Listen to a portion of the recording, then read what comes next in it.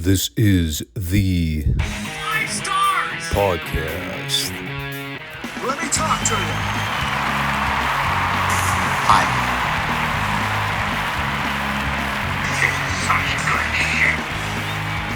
So, what do you guys want to talk about?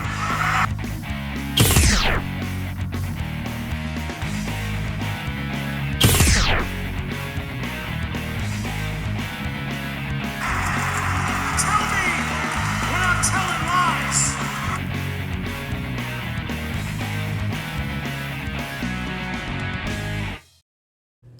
Thanks, guys. Back to you. I sure am getting some great usage out of this Netflix subscription.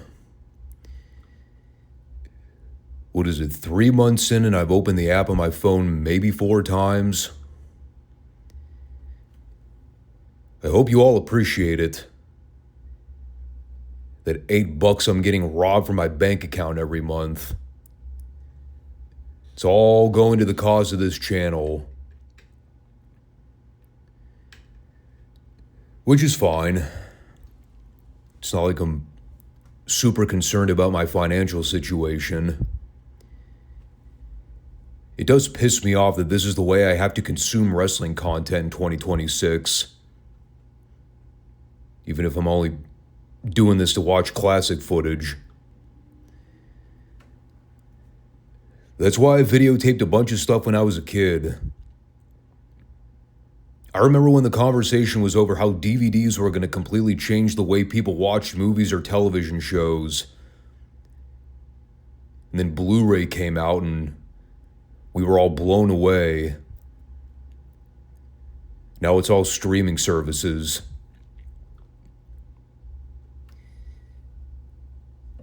Kids these days, man, they don't know how spoiled they are.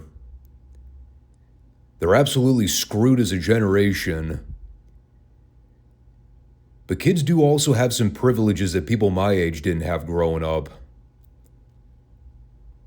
At least the shows I watched as a kid didn't flat out suck. Every modern program out there I see now is essentially worthless. Some of this crap kids are consuming now. My God, dude. You want to talk about brain rot? Telling you, if I ever decide to have kids, rule number 1 in the home is no TV or social media until you're 35 and married with kids of your own. The only exception is you're allowed to watch classic wrestling tapes. Only classic wrestling, though. The good stuff. By that I mean anything before the year 1990. I guess that means my imaginary children won't be watching WWF In Your House with me. And that's okay, because they probably wouldn't care all that much about this pay-per-view anyway. Because outside the main event, I really didn't give a damn about anything else on this card. On today's agenda, it's WWF In Your House Final 4. Not Fatal 4, which I still have to correct myself on when I look back at the title of this thing. But yeah, that'll be the focal point of today's conversation. We've also got Retro Raw as well. A lot of fun to get into. I did have to play catch-up over the weekend since my Friday night got taken up by a gig. I had almost completely forgotten about watching Raw until midway through watching the In Your House pay-per-view, and I'm like, shit. I still need to watch Raw the following night as well. So I'm going to get straight into things here and begin the review session with the pay-per-view recap. It is the Five Starr Wrestling Report podcast. The wrestling podcast no one knows but everyone needs. Make sure you subscribe, comment, and like the show if you have not already. We're on YouTube and Rumble every Monday and Friday for new shows and new reviews. I did note on the Friday show this past week that there will not be an upcoming Friday show this week. So just a heads up, keep that on your radar while it's on my mind. But let's go with In Your House Final Four. And we kind of laid the groundwork for where they were at heading into the show. As of the February 13th Raw Thursday special, where Shawn lost his smile and vacated the belt due to a phony knee injury. In other words, he got bent out of shape over having to do the job for Bret at WrestleMania, figuring that was his best way of weaseling out of having to drop the belt like a man. Again, we covered all of that in last week's Raw report, so go listen to that if you want to hear me rip into Shawn a bunch. But that basically left them with having to shift focus and make this four-way a title match instead of a number one contenders match, which, as of Raw the following night, also turned out to be a giant waste of time. But we'll get to that when we do the Raw recap. They were in Chattanooga, Tennessee, in front of a little over 6,000 people at the UTC Arena. Chattanooga traditionally was a huge market for Southern wrestling during the territory days. For the WWF market, that was sort of a different breed of species. Anytime the WWF ventured out of the traditional northeastern area, it was kind of hit and miss with how the crowds were. Especially longer time fans that grew up with the Memphis style of wrestling. Unfortunately, the Chattanooga crowd kind of got fucked with the presentation of this card. Because outside the main event four-way, this pay-per-view was virtually useless. Take the opener as an example. Mark Merrow versus Leif Cassidy. On the one hand, you've got Leif Cassidy, one half of the New Rockers rejects. And then you got Mark Merrow, who's always had trouble connecting with the WWF crowd. Mainly due to him just being a boring personality who also happened to be a fine athlete that could do some really impressive shit. But he was just boring as piss to watch. They've now got Sable out there showing more cleavage. So you can already tell how Russo's influence is seeping onto the television product. Doing everything to divert people's attention away from Merrow so everyone could stare at Sable's boobs. I, for one, never really saw the appeal.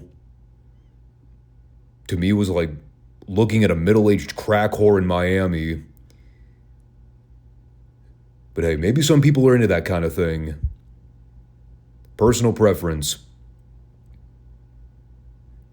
But aside from Sable, the rest of the match was Al Snow working over Merrow's knee for about 8 minutes and then Merrow making a lame comeback and winning with a shooting star press.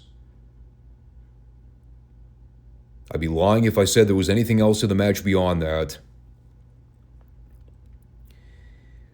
So then they took about 5 minutes to re-air the Shawn promo from Thursday and explain how the main event here had to get revamped last minute. We did get a great Sid promo, which, looking back, was one of the very few highlights of this event, outside the four-way. I do still like the idea that they had Sid show up in Chattanooga for this live promo, literally just to be there on camera for 1 minute, and then make no other appearance on the pay-per-view. But at least he made his moment count. This was not Sid going through the motions. He let us know that he's looking to get his belt back and that the winner of the four-way will have to face the master and the ruler of the world the following night. And with the delivery Sid made here, I would not have wanted to face him. And then, returning to form on useless matches that nobody wanted to see, we had Flash Funk, Bart Gunn, and Goldust being used as fodder to get over the Nation of Domination in a six-man tag. In this case, it was Farouk Crush and Savio Vega. It was cool seeing the Nation get the Shield treatment for coming through the crowd for their entrance. It's too bad that wasn't a stable for the faction from the beginning. having them come to the ring through alternate means instead of using the aisleway. They did it here, but I mean, we've already seen the Nation come to the gorilla position multiple times already. I mean, they tried to set up the story that the Nation have had their run-ins with these guys already, which I guess is true if you've been following the weekly shows. They were essentially cold TV matches that were thrown together randomly. You think, who are the most random 3 babyfaces we can team up for this match?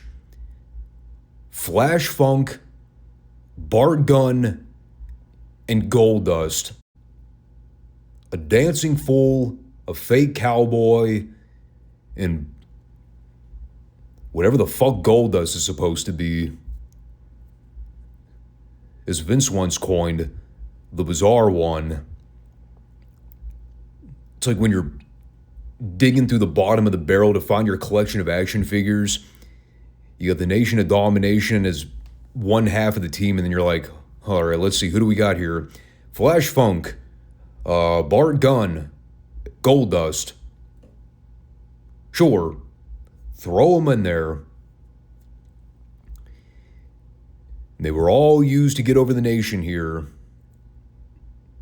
It was 5 minutes of them working over Funk for the heat.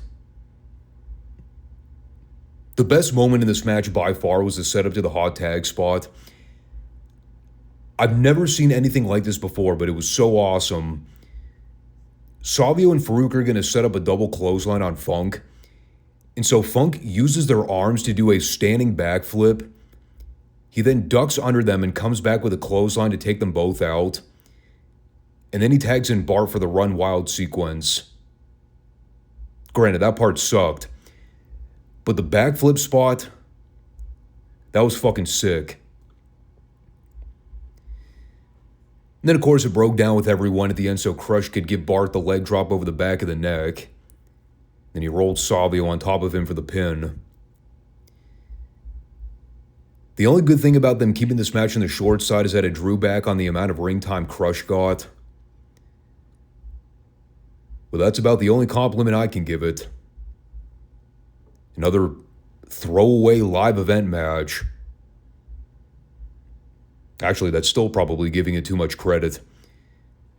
This is a buttermilk run spot show match. The kind of match you do in front of 200 people in a high school gym when you know nobody important is watching. Only problem is they put this on live pay-per-view in front of 6,000 plus people. And then after that, they decided to run back the Triple H Rocky Maya via IC title rematch. Now remember, this is 3 days after Rocky upset Hunter on TV to win the belt, wherein the only memorable thing about the match itself was the title switch. So they immediately booked the rematch 3 days later on pay-per-view, in a match that is far less remembered than the actual match that Rocky won the belt in the first place. And ironically, as it turns out, I thought this match was a hell of a lot better than the first one, by like leaps and bounds. Not to say this is Rocky or Hunter's best career match together, but I would definitely go on record by saying it was Rock's best career match to this point in the WWF.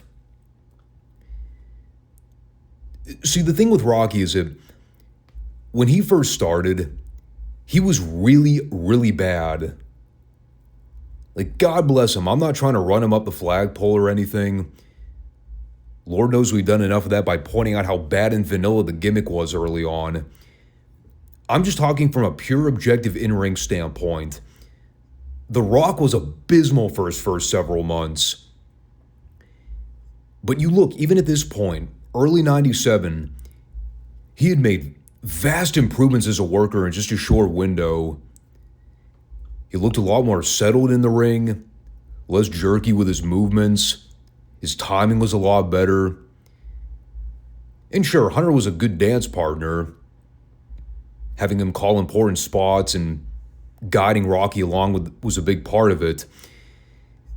But you compare The Rock in February of 97 to, say, even November or December of 96, it's like watching two completely different athletes.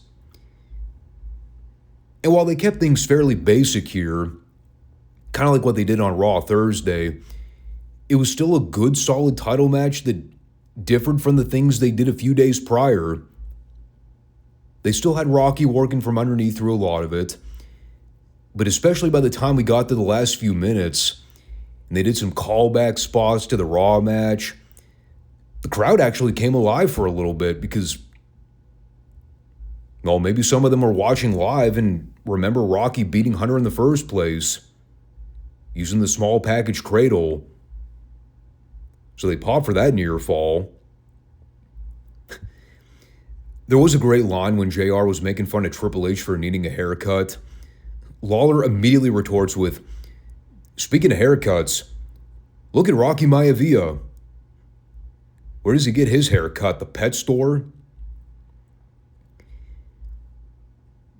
It was purely funny because that was the butt end of all Rocky Maivia jokes during his early incarnation. The fact that he had the goofiest haircut of all time. Good on Lawler for drawing attention to it. And so, while they're doing some trading near the finish, Hunter manages to cut Rocky off and tease that he's going to set up the pedigree. And that's when Goldust comes down the aisle and starts doing sexual poses to sidetrack Hunter. By that, I mean he spanked his ass and rubbed his tits. To be fair, that would probably distract me in more ways than one. Not saying that I'm into that sort of thing, you sick fucks. But it would be a way to catch my attention. At least momentarily. So then Rocky grabbed Hunter and gave him a back suplex for the 3. And yes, you heard that correctly. A back suplex. That is how Rocky Maivia beat Hunter to retain the title here. The same Hunter that years later would be almost invincible to every fucking finish in the book. He gets pinned with a back suplex here on pay-per-view in 1997. My, how times were different. And so that's kind of how they broke away from the Rock-Hunter feud for the time being so they could put the finishing touches to the stuff they had started with him and Goldust previously. I know Hunter and Goldust end up with a pay-per-view spot on WrestleMania. Did Rocky defend the Intercontinental belt at Mania? I don't even remember at this point. Granted, it was kind of a silly way to reintroduce the Goldust-Hunter feud, but I mean, we've definitely seen more bizarre feuds throughout WWF history. The other thing to mention here, and this is a critical key to the segment, during the Goldust-Hunter face-off, we also got the official debut of Chyna, where she showed up to try to choke out Marlena from behind the guardrail, but wound up getting pulled away by security. 2 security men, by the way, who Chyna was much bigger than. Of course, we had JR delivering the classic line, "Is that a woman?" Which is a quote I still pop for all these years later. Yeah, it's weird. See, the thing is, I remember Chyna debuting around this time as Hunter's bodyguard. The infamous angle is the one from Raw the following night where she puts Marlena in the bear hug, which we'll talk about in a bit. Boy, was it a doozy. And by that, I mean awkward. The thing that everybody forgets, though, is that before the whole DX thing, and her originally showing up as Hunter's bodyguard, they didn't even officially recognize her as Chyna until months later. She was just The mysterious buff woman who quietly stood in the corner of DX and helped them cheat to win matches. And I hate to even try to get on this whole legacy conversation with her right now because it's such a touchy subject. For me, it's always a tough pill to swallow because while I do need to recognize the reality that Chyna was in fact a huge star for the WWF at one point in time, more so than I think a lot of people are willing to admit, I also do need to point out the precedent that was set by having her interact with a lot of the top stars and at certain points later on actually getting physical and working matches with the top stars, and how it majorly shifted the narrative about intergender competition in the world of wrestling for future generations. It's been a while since I watched the Vice documentary on her. God, when did that come out? Was that during COVID time? Like 2020, 2021? Obviously, her career goes a bit further than just the problem with having her work matches with men during the Attitude Era. There's the porn stuff, the substance abuse, the locker room drama, the relationship between her and Hunter, some of the weird things going on behind closed doors that may or may have not been factual. Who fucking knows?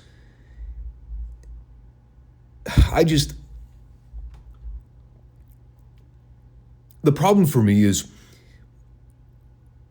pro wrestling has always been about suspension of disbelief. What are things that I'm willing to overlook versus the things that I just can't rationally or objectively overlook because they're just way too ridiculous to ever buy in real life situations? The things they did with Chyna during the late 90s were always towing that line of credibility. Whether it was her winning the Intercontinental title, entering the Royal Rumble in whatever year that was, 99, 2000. Fuck, wasn't she in the King of the Ring tournament one year too? That was already pushing the envelope pretty far. But especially when it came to her actually beating guys straight up in matches. Like her beating Chris Jericho, or that Good Housekeeping match they booked with her and Jeff Jarrett just so Vince could stick it to Jarrett before he left the company again in 99 to go back to WCW. That's the kind of stuff where I look back and go, okay, that is crossing the line too far. I was okay when Chyna was beating up Pat Patterson and Gerald Briscoe on Raw and making them look like jackasses. That I'm willing to buy. I can see Chyna being able to take Patterson and Briscoe in a real fight. But like her going over the top trained male stars and winning major world championships, yeah, that's a bridge I'm not willing to cross with you, brother. No matter how you try and spin it. Again, I know she was mega over. I mean, there was a point in like late 98, early 99 where she was one of the more over attractions in the company. And keep in mind, that's also when you had top stars like Austin, Rock, Taker, Foley, Vince, Kane, everybody else that was coming into top positions on the card. And meanwhile, fucking Chyna was over like wildfire. She had a purpose. She had a role. I make no claims that Chyna never deserved a spot or wasn't suited to be in the WWF. I know she was an acquired taste for a lot of people, but would I say she was suited to be pushed in main event roles with top active male stars? Moreover, was she suited to be competitive with said top male stars? Making everything about professional wrestling look even more fake and ridiculous than it already was? No. No, to me that exposed the business in more ways than I can account for. In a lot of ways, you have Russo to thank for that nonsense. But I won't even exclusively call him out, because you also had other people advocating for China to receive those pushes. And remember, Vince was the one co-signing a lot of that. So even if Russo was coming up with the ideas, McMahon was the one that was letting that stuff air. I mean, there's a lot that we'll get into with China's booking over the next several years, but I mean, to me, this was always her best fit. The background muscle who only got involved to help Hunter cheat to win matches. They had that formula and it worked for a while. Until they decided to get cute for their own good. Then it became too much, unfortunately. Too much of a bad thing. But moving on, let's talk about the next chapter in the booking of Doug Furnas and Phil LaFawn being two guys in the right company at the absolute wrong fucking time. It's the old Adrian Street cliche of looking like the spare prick at the wedding. Only Furnas and LaFawn were the spare pricks at the wedding. So they got yet another shot for the WWF tag titles. Davey Boy and Owen Hart are still the champions, despite them having continual issues together. Sidebar here. I still love the storyline they're playing up about Owen feigning this knee injury over the last month in order to help him and Davey keep the belts. Coming off the heels of Shawn doing a stagey promo complaining about a knee injury. Only with him, it wasn't to avoid holding on to the WWF title. It was to avoid having to job to Bret. The whole thing sucks because, factually speaking, the matches these teams had over the last several months have typically been good. But between the overbooking and all the complicated angles they've been doing during these matches, they always seem to overshadow the actual work between both teams, usually getting in the way of things. And you look back at when Furnas and LaFawn debuted at Survivor Series. Remember, they beat Davey and Owen in the Survivor Series match. Since that point, they've had multiple matches with the champions that have either ended in DQs or countouts. And all the while, this entire feud has been based around the idea that the champions can't get on the same page, despite that they still wind up with the titles at the end of the day. It just makes you think, if they were going to spend all this time teasing a breakup between Davey and Owen, they may as well just put the fucking belts on Furnas and LaFawn as the ultimate payoff. Why the hell not at this point? At least it would have given Furnas and LaFawn some kind of rub, as opposed to just being the guys who can never get the job done. I just look at the entire layout to this match. At the point Owen and Bulldog start doing the miscue spots and getting into shoving matches, there were 4 or 5 different points where they could have easily done a title switch, and I guarantee it would have gotten over like crazy in the room. But it makes absolutely no sense with what they did here. Owen accidentally hits Bulldog with a spin kick. Then they both get up and start shoving each other. It ends with the Bulldog hitting Owen with a lariat and laying him out. At that point, you're immediately thinking, well, that's got to be the setup to the finish, right? But instead, Bulldog breaks up a pin attempt from LaFawn 5 seconds later. They do about 10 near fall attempts over the next few minutes, with the challengers coming within arm's reach of winning the belts. And then finally, they do this lame fucking DQ finish where Owen hits LaFawn over the back of the head with a Slammy Award, right when Davey's about to put him away with a power slam. I was like, what the fuck kind of bullshit finish is that? It just totally sucked the air out of the room, dude. It wasn't even the good kind of heat response from the crowd. That finish was just outright garbage type reaction. Because it was. And then you get the whole thing where they're teasing that Davey's finally going to have his Popeye moment and blister Owen and Clarence Mason at the end. Then he just grabs his half of the tag belts and leaves with them. Again. Crowd booed for that too.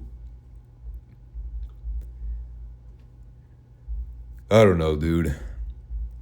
This whole stop and start tease breakup story with Bulldog and Owen, it's really tedious to watch. I'm all for slow burn angles in wrestling, but I mean, this one's kind of reached its point of redundancy.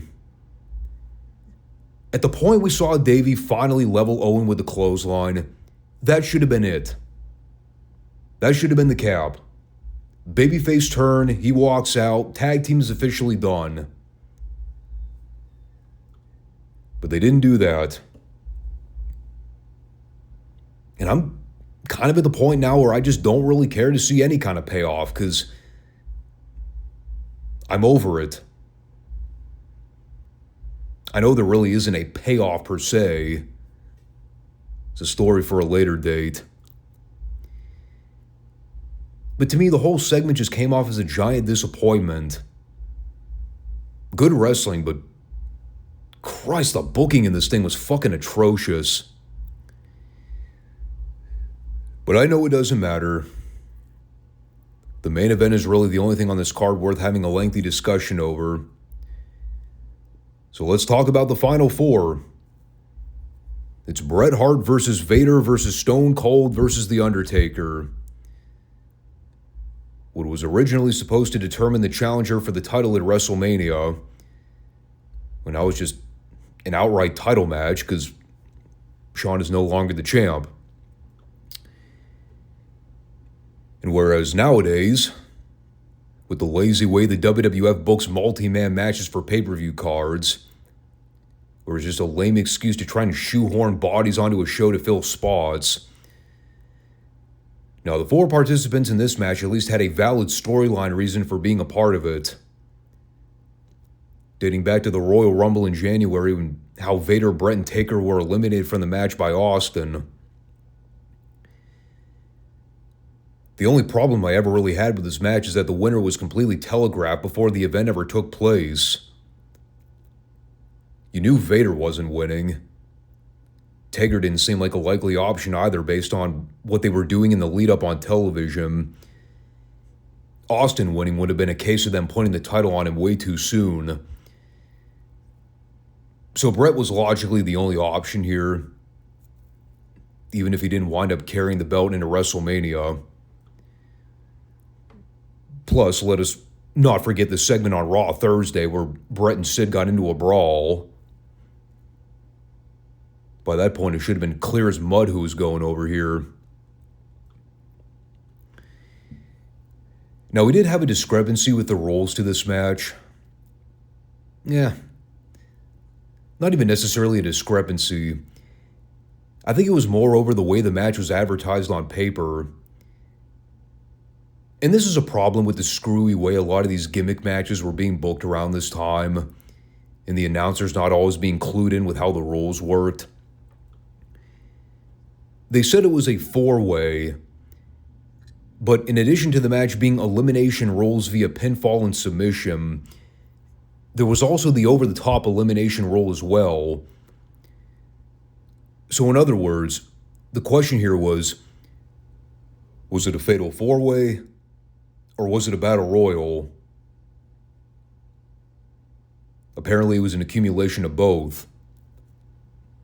Even though it was never advertised as a Royal Rumble over-the-top elimination style match, that was implied based on the way they structured the match.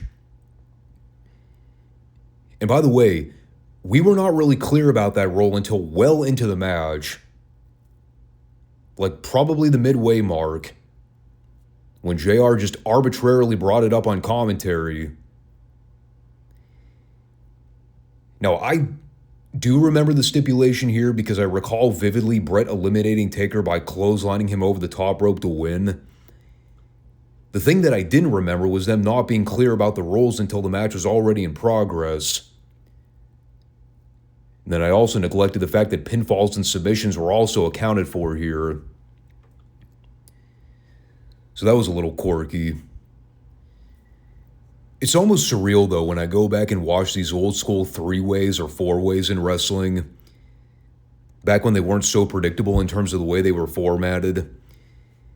I mean, you've seen so many 4-ways now where it's 2 guys in the ring doing spots together while the other 2 are sleeping on the floor or waiting for their cue to hit the ring during critical pinfall attempts. I mean, it's so expected now, you can almost call every match in your sleep. Meanwhile, in this match, you've got multiple moments where all 4 guys are in the ring tripping over each other and bumping into one another because they're all trying to do their own shit. But they keep getting in the way. It's almost kind of comical to watch. But I look at this match. It went well over 20 minutes, so they devoted a lot of pay-per-view time to it. And I hate using this word, but I'm going to demonstrate a point. It went over 20 minutes, but it didn't feel like 20 minutes. The action was steady. There were no down periods or moments where you're sitting there waiting for something big to happen. It was just car wreck spot after car wreck spot, and it worked. I mentioned comedy a second ago. There was a comment from Jim Ross here, and I know what he said, but there's also a part of me that wants to believe he said something entirely differently because it was funny as fuck. There's a spot where Vader comes off the ropes and runs directly into Bret to lay him out. The line JR used was, Vader using 450 pounds of mass on Bret Hart. And I wanted so badly to implicitly hear him saying, Vader using 450 pounds of ass on Bret Hart. That would have been a gold mine of comedy. Unfortunately, it wasn't meant to be. Oh, on the topic of Vader, boy, he came out on the bad end of this thing. Looked like he got busted open hard way early on when Taker kicked a chair into his face. They showed the replay. Looked like the corner of it caught Vader right in the eye. So he was cut open all the way from eyebrow to chin on the right side of his face within minutes. His eye was swelled shut. It looked bad. The thing, though, that I liked here is that it wasn't just a glorified tag setting where Vader and Austin were ganging up on Bret and Taker for the whole thing, or vice versa. Yeah, you basically had 2 heels and 2 baby faces involved, but they were all going after one another throughout the match and treating it like a standard every man for himself type match. And that was great. And until the closing 9 or so minutes, everybody was actively involved here. I mean, they didn't start the eliminations until Bret threw Austin out during the final stages. The best elimination, though, was Vader by far. He's got Taker set up for the Vader bomb. And I know they didn't mean for this to come off as funny, but it still made me laugh. Vader's about to do the launch off, but then Taker sits up and cock blocks Vader right at the point Vader looks down beneath his legs and realizes, oh shit, the Undertaker is not underneath me anymore. And so he eats a groin shot from Taker's fist. Vader sells it by letting out a giant scream in pain. And then he slowly leans out to the floor so Taker can walk over and gently nudge him over the top rope. All worth it just for that one spot. I went back and rewatched it like 4 times in a row. It was so goddamn funny. And then we get the overbooking at the end where Austin comes back out to go after Bret. Led to the big schmoz where Bret and Taker are trying to fend off Austin's interference while they're still going after one another. Finally, Taker punches Austin off the apron. And then Bret comes up from behind and clotheslines Taker out to the floor to win. And they do the big dramatic afterbirth where Taker stalks Austin up to the back while Bret's in the ring posing with the belt. They did cut away from the feet pretty quickly, though. They didn't really harp on the title celebration all that much. And it's interesting because, they sort of left you with the cliffhanger coming out of this that Taker versus Austin was kind of the next project, even though it wasn't. But of course, then we get into everything that happened on Raw the following night. It's not my personal favorite four-way of all time, if you can even call it a traditional four-way. But I still like the match. It's the kind of no disqualification brawl type match that I can get into because it isn't just guys hitting each other with furniture nonstop for 20 minutes. It still had the atmosphere of top guys fighting for something important. Nobody was trying to do dumb highlight reel shit for internet memes. So that I appreciated. Now, did it make the entire pay-per-view worth watching just to get to that point? For me, not really. Had the entire show just been the four-way, it would definitely be more praiseworthy as an overall package. But then you account for the previous hour and 20-something minutes, and yeah, this pay-per-view was not really good. There was nothing embarrassing or laughably terrible that made you want to turn the show off in disgust, but it didn't have any pay-per-view-like qualities to it when you remove the four-way main event. I understand the concept of In Your House. The house show environment was a key to the way these things were marketed back in the day. But still, you're making people pay full premium pay-per-view price to order these things. When you're presenting cards with Leif Cassidy versus Mark Merrow or random six-man tags with underneath guys,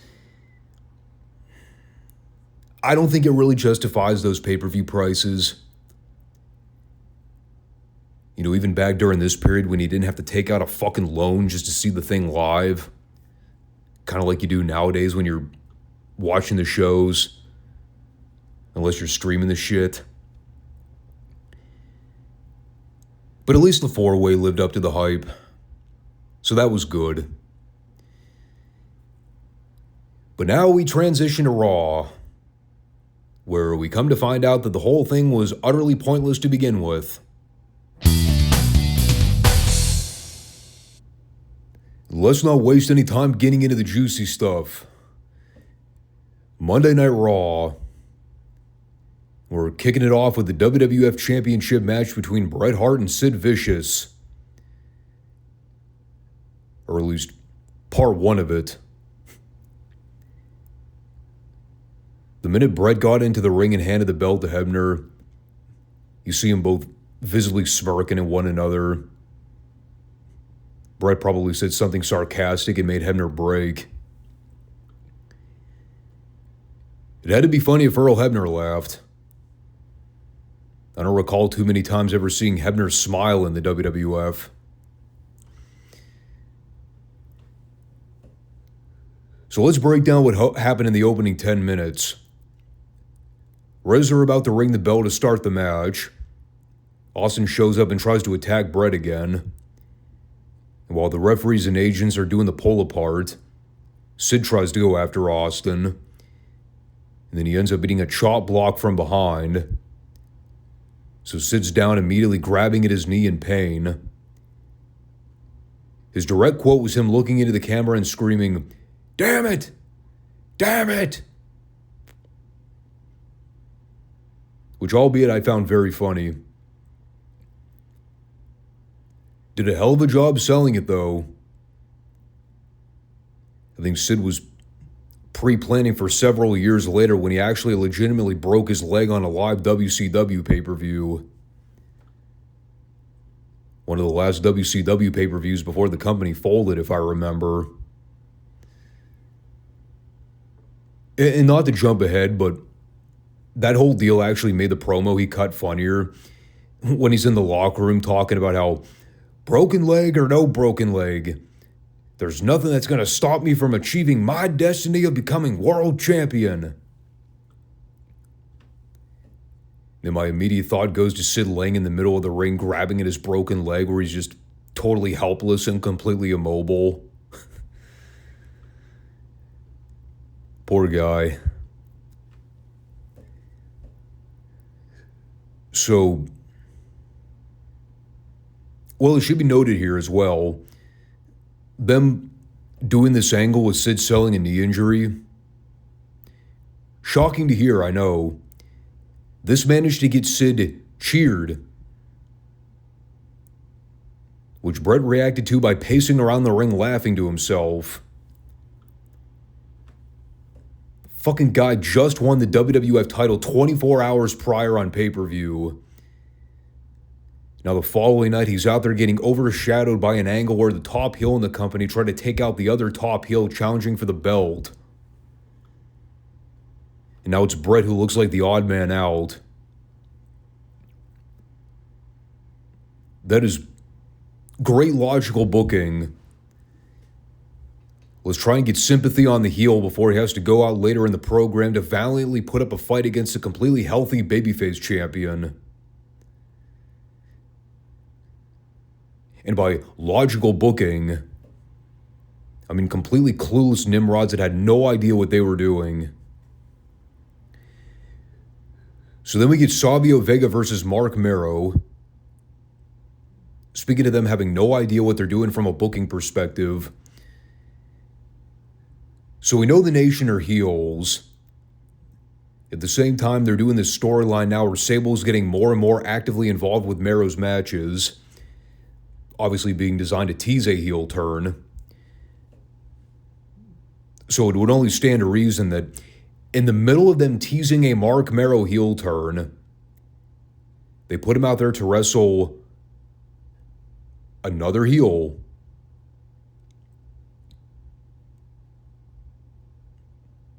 Better Savio than Crush. But still.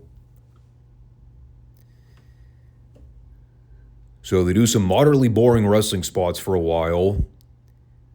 There is a sequence where Sable gives one of PG-13 a roundhouse kick to the back and sends him flying through the air. So now we're supposed to believe that the 110-pound Sable has the leg strength of fucking Superwoman.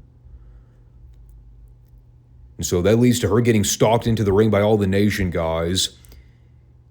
And right as they're about to gang up on Mero, Ahmed Johnson hits the ring with a 2x4 dressed like a giant walking salmon.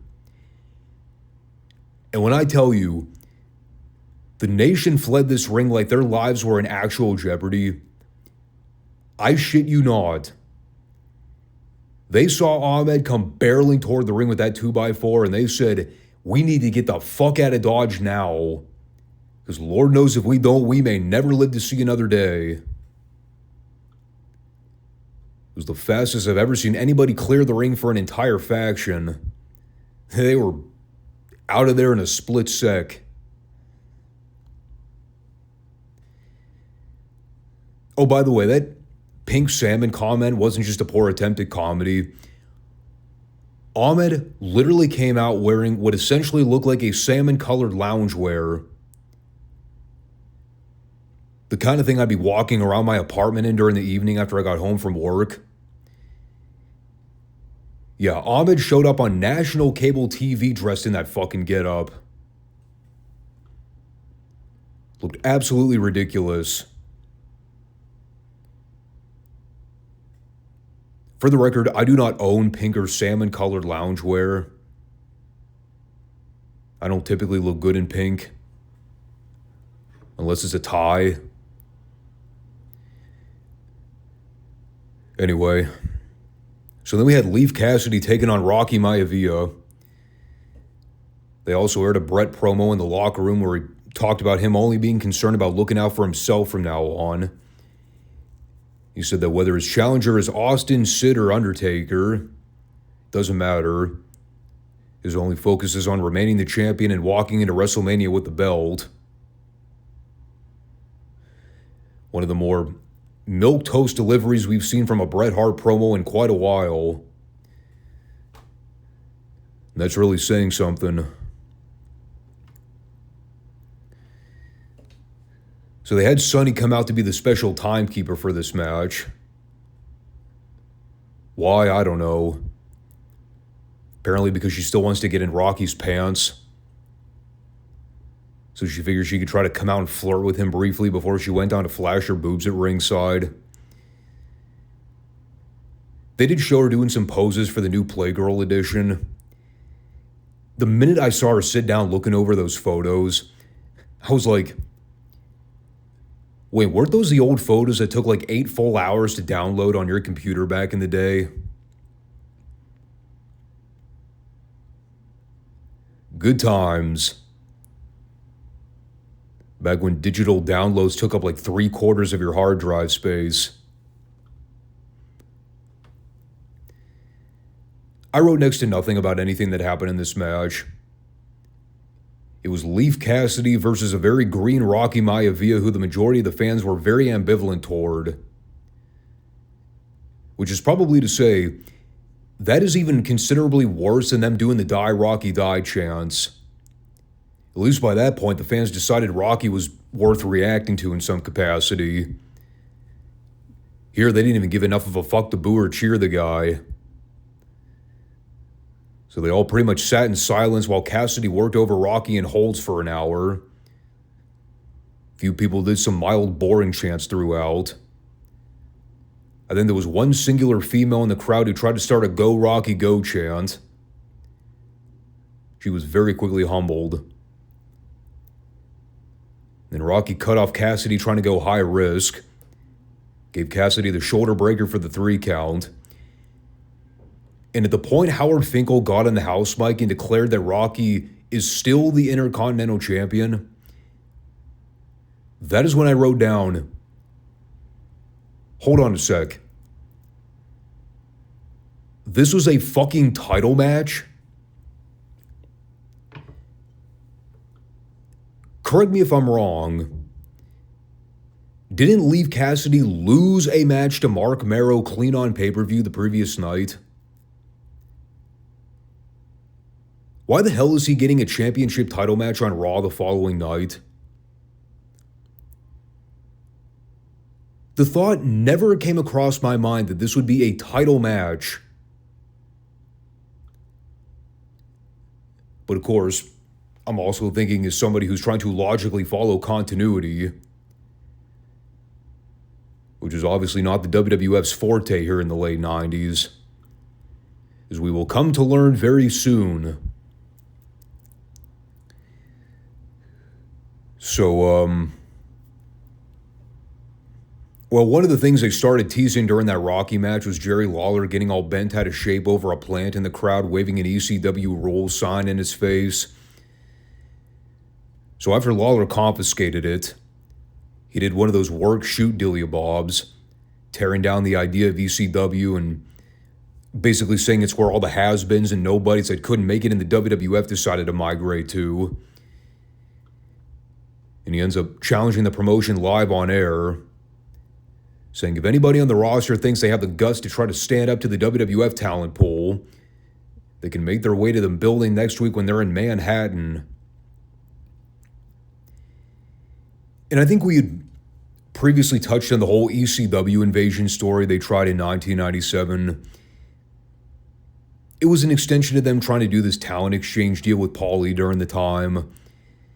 Try to get ECW more mainstream exposure since they were starting to take off in popularity around that time. Not to say that ECW wasn't already hot during this time, but I think this was a way they really expedited the success of ECW throughout the late 90s and helped them to gain notoriety in a way that Heyman would never be able to do on a national stage. And of course, as we come to find out, the whole thing only lasted like 3 or 4 months before they blew it off on pay-per-view and moved on from it entirely. And look, I'm not about to sit here and pretend that I had this expert knowledge on every single detail about the ECW invasion of 1997. I never watched that pay-per-view before. The one where apparently they did Lawler, RVD, and Sabu against a bunch of ECW originals in a big blow-off. The amount of ECW material I've consumed throughout my life is very sparse. Growing up, I never saw any of the TV shows live. I never ordered the pay-per-views. Frankly, I didn't care for that particular style of wrestling. I thought the whole concept of ECW was just silly and way too niche. Kind of in a similar way, I complain about AEW being too silly and too niche because that's essentially the core target audience that Tony Khan tries to appeal to. I mean, it is the same group of fans that were avid ECW followers back in the day. The only memory I really have about the ECW storyline around this time was when guys like RVD and Sabu showed up on Raw and worked a few matches here and there. But that's really the only thing it turned out to be. You got some occasional names show up, worked some TV dates, and that was how they worked around the talent exchange.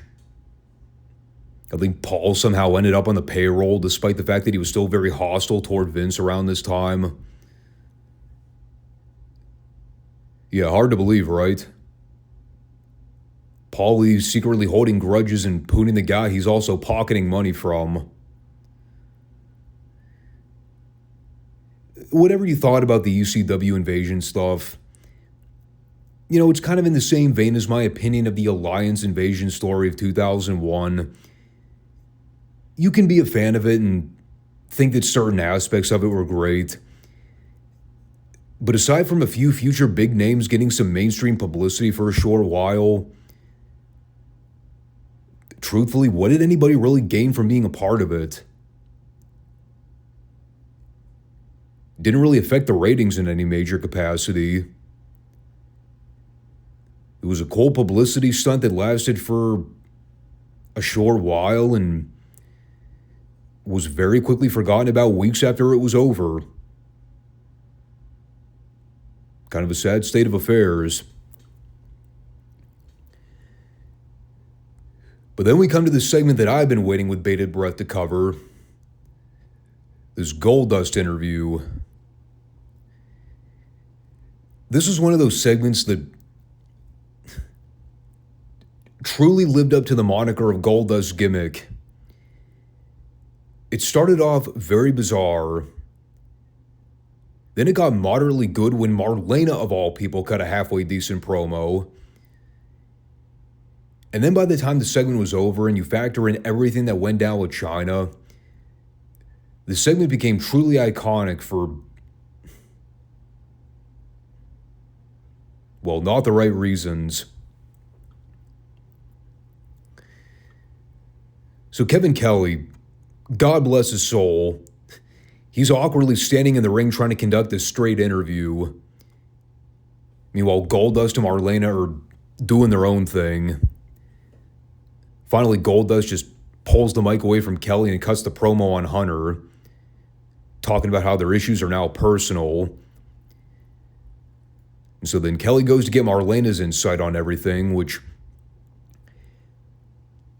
correct me if I'm wrong, I believe this is technically the first time we've ever heard her speak live. Come to find out, for anybody curious, Terry Runnels could actually cut a halfway decent promo. She could talk reasonably well. I mean, she wasn't a walking ball of charisma, but she could do a promo. Give her some dialogue and give her something to be mad about. She could get a point across. So she rips into Hunter and says that Goldust is more of a man than he can ever hope to be, despite all who have questioned Goldust's masculinity in the last couple years. And so eventually Hunter shows up and directs Goldust's attention to ringside so he could throw a cup of water in his face. Then he gets in the ring and starts beating him up. He eventually lays him out with a pedigree right before Marlena turns him around and slaps him. And that's where we got the angle that this segment is probably most renowned for. And look, here's the thing. Was the actual bear hug that Chyna put on Marlena that bad? Visually, no. I mean, I've seen plenty more awkward-looking spots executed for wrestling angles during my lifetime. But the reason it still remains so hilarious to me is when you think about everything that happened here, it's not even like Chyna did anything to Marlena before putting her in the bear hug. She literally got into the ring, snatched up Marlena from behind, picked her up, and very gently started to ragdoll her in the air for about a full minute. And to her credit, Marlena sold it to the best of her ability for somebody who wasn't a trained athlete, so to speak. But I just love the idea here that they told Chyna, okay, here's what you do.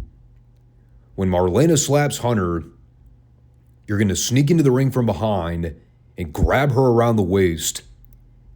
Then you're going to pick her up in the air and shake her from side to side. And you're going to do that for a good solid 60 to 90 seconds. And then you're just going to let go and get taken away by security. It was... I mean, honestly, I don't even know how to describe it. She did precisely what she was told to do. But when you really psychoanalyze it and think about how the whole thing was laid out, it was kind of hokey. Now, I, for one, can totally get behind the idea that they wouldn't want Chyna to get too physical with Marlena. You know, it's not like they were calling for her to lay her out with a clothesline or a power bomb or something like that. I mean, that could have been very fatal. But when you watch the way this all went down, I don't know. It looked like a dry run. There was no hurriedness or out of control nature to anything. Kind of looked like the big sister picking up her little sister in the backyard and playing around with her for a minute. Just an observation, but maybe I'm being way too over-analytical. I can tell you that I'm not being too over-analytical when it comes to reviewing anything involving the Headbangers. They're still just as bad as I remember them being growing up. They wrestled the Hardy Boys here, which is still almost like a fever dream when I go back and see Matt and Jeff when they were still considered indie darlings trying to make it on the big stage. Even as far back as 1997. They look exactly the same. These guys do not age. Matt, I think, may have a few more facial wrinkles now, but that is the only difference. That childlike youth never went away. So while the match is going on, they pitched to a Nation pre-tape where Farouk laid out a challenge to Ahmed Johnson, demanding a Chicago street fight for WrestleMania 13, since they were going to be in Chicago. And of course, if you know what's coming in WrestleMania, you know that there's another famous set of wrestlers from the Chicago area that are also about to make their way back to the WWF relatively soon. They will also be involved with said street fight. The promo wasn't anything remarkable, but we did get a great line from Simmons here where he said, "You don't have to die to go to hell. You're in it already. Farouk is the devil, and his nation are the demons." To which I immediately looked at some of the surrounding bodies and said, Those are some shitty-ass demons you've got around you, man. You got to get some higher standards.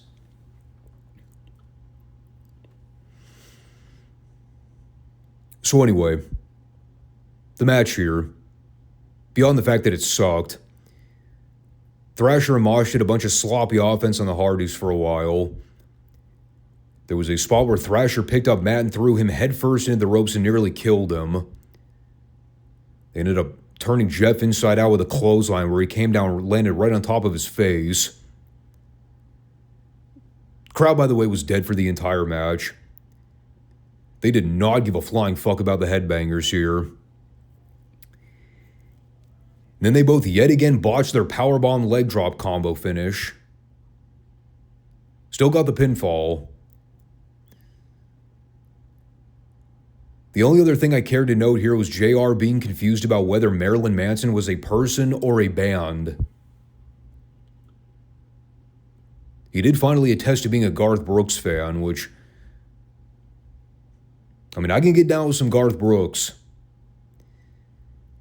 But we did confirm that JR was very much out of touch when it came to the modern heavy rock scene in the late 90s.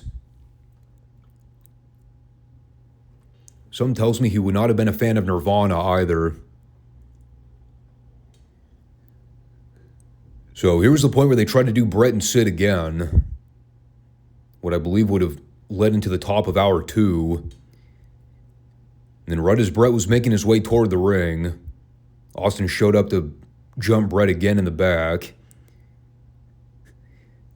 The thing that I found great here is that they made this huge deal over Sid having an injured leg about an hour prior. So, of course, he's making his way out to the ring here, totally none the worse for wear, barely selling the leg. Apparently, he either forgot or just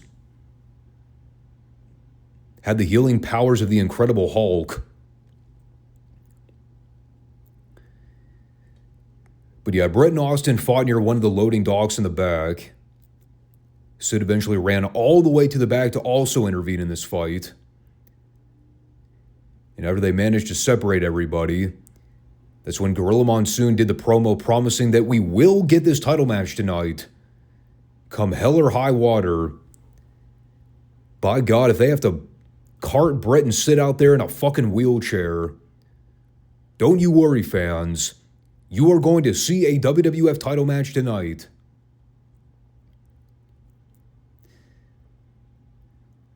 Now, in hindsight, it is kind of absurd to think that even by this point in the program, knowing that Austin has involved himself twice in this advertised title match, the idea that he still had not been kicked out of the building by ring security. Meanwhile, Chyna was escorted away immediately after she attacked Marlena earlier on. But for whatever reason, these security just couldn't get Austin under control. Despite that they've had 2 opportunities to do so in the last hour and a half.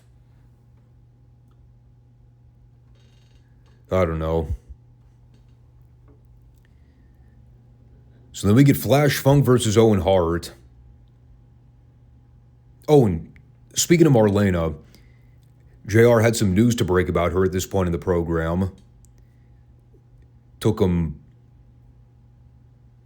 I don't know, approximately 20 minutes after she was attacked by Chyna, all for them to determine that she was coughing up blood. And he just casually threw it out there like she was running a mild fever. Ladies and gentlemen, bad news. Medical update on Marlena. She is currently coughing up blood.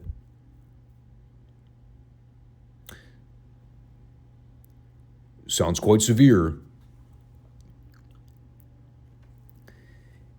We also learned during this match that they had already kickstarted the European Championship tournament, and that the finals were set to take place in 2 weeks. I beg your pardon. What? So you're telling me they not only began the European title tournament and had the finals set to take place in 2 weeks, despite us never hearing about the tournament getting underway to begin with prior to this segment? We also learned that Owen versus Davey are in the finals after they beat...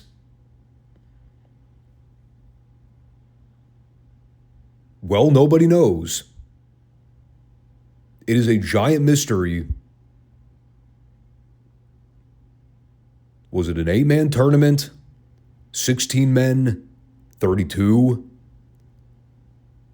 We don't have a fucking clue.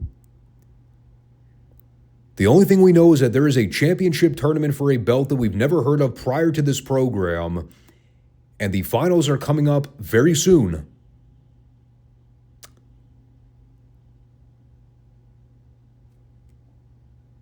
Great marketing, guys. No wonder the European title never meant jack shit in the WWF.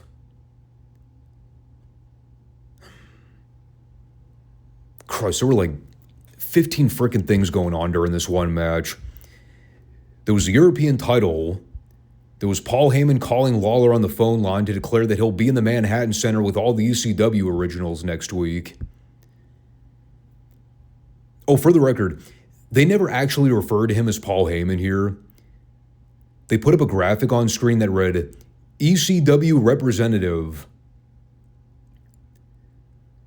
Like it was a forbidden role to mention Paul Lee by name on this program. Despite the fact that he named himself anyway. We also had Davey Boy coming out to argue with Clarence Mason for whatever reason.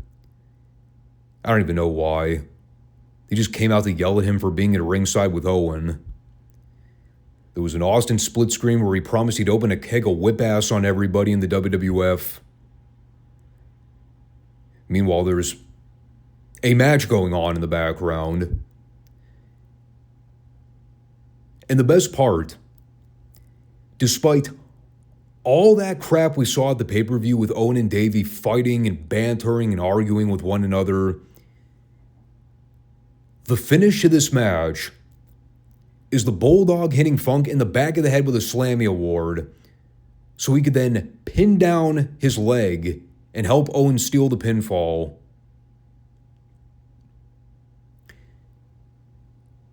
So now they are yet again back on the same page like nothing was ever wrong in the first place.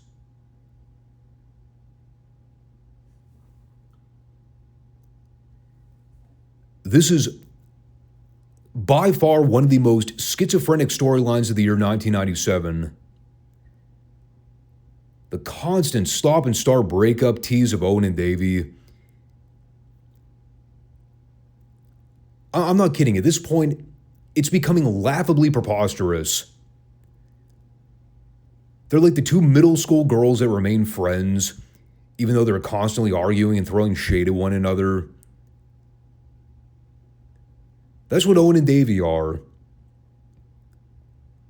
They're the ultimate parody of middle school prepubescent teenagers.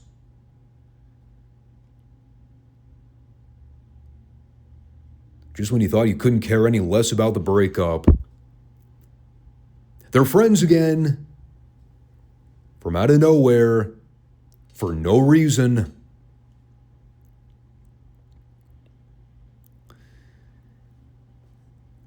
Briefly staying on the topic of things I didn't care about.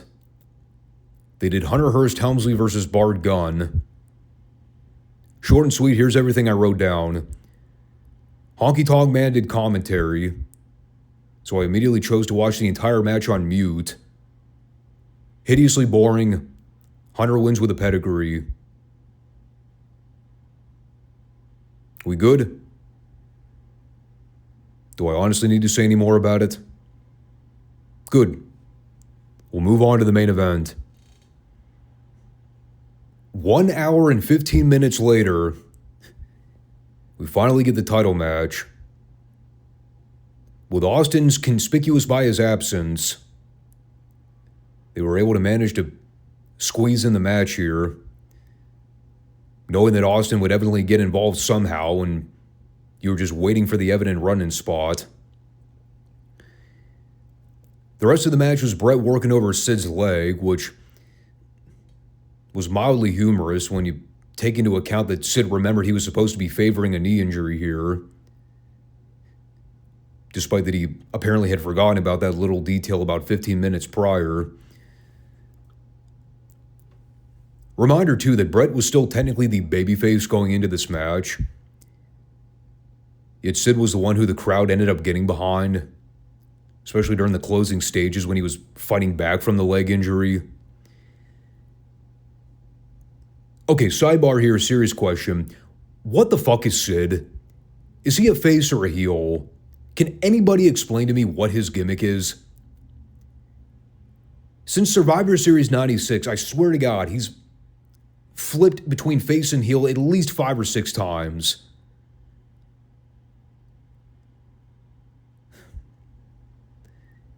Anyway, I'll just skip to the end here because there really wasn't a whole lot to take away from the 8 minutes prior. Unless you were a big fan of watching Sid sell, which is quite the viewing experience. But, well, let's talk about the important matter. So Austin comes back out and immediately gets shit canned from Sid on the floor. We get Sid attempting to do a sunset roll-up on Bret from the ring apron, which is a sight you have to see for yourself in order to appreciate just how ineptly great it was. But then Bret turned that into a sharpshooter. And this part, I'll concede, was very well done. Austin ends up cracking a chair over Bret's head while Hebner was down checking to see if Sid had given up. So when Bret got knocked out with the chair, Hebner and Sid legitimately had no idea what happened. Then Sid capitalized and gave Bret the powerbomb to win the belt. Now, we learned earlier in the show that The Undertaker had already been positioned to wrestle the winner of this match for the title at WrestleMania. So whoever won here, they were guaranteed to face The Undertaker no matter what. I guess in a sense they were kind of giving away the finish without directly spoiling it. I mean, at this point you had to figure it was going to be Austin versus Bret in some capacity at WrestleMania. Whether it was for the title or not, that was still up in the air after the pay-per-view. But when they mentioned that The Undertaker would be in the title match at Mania, that was pretty much the dead giveaway of who was going over here. The hot potato title switch thing is something I'm typically not a fan of, especially when they do it with major world titles. But this was always kind of a messy situation from the very beginning. They really didn't have a choice no matter how you view it. Bret had to win the 4-way. At the same time, they knew Bret versus Austin wasn't going to be for the belt. So you had to do something last minute. I didn't have an issue with this at the time. Taker versus Sid was always going to be the subordinate program in comparison to Bret versus Austin, which shocked me even more when I came to find out that they didn't main event Bret and Austin in that submission match. I still question that logic to this day. Sid being the world champion was never going to be a long-term thing. I think a lot of people figured that ahead of time. Whatever your opinion was with how they did all this, understand that none of this was ever the original plan. This is all hotshot booking to figure out a backup plan for the WrestleMania 13 card, knowing that Shawn wasn't going to be involved anymore. So all things considered, as big of a clusterfuck as this whole thing was, this was probably best case scenario for him. It wasn't a very good show looking back, but I did appreciate the theme throughout the 2-hour block of constantly revisiting the Bret Austin Sid stuff. You know, I've said before, I like when they utilize stories throughout the show and come back to things that were previously unsettled. Would have been nice to have more I could sink my teeth into aside from a bunch of boring TV squashes and hokey ankles. But at least they kind of found their footing with the WrestleMania card. Again, not what they originally intended for, but they dug themselves out of a pretty deep hole. And for that, I had to give them credit. But there you go.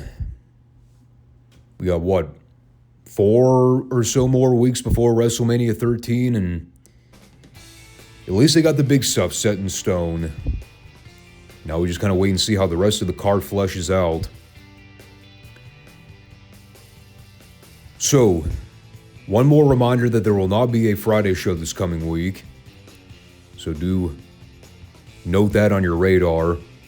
We will come back next week as we continue with the Retro Raw Report series. And then, just proceed as normal from there until something else comes up where I have to put the show on hold briefly. But I appreciate everybody that comes back to check out the FSWR show every week. And we'll talk to you all soon. Thanks for watching. Take care. And peace out.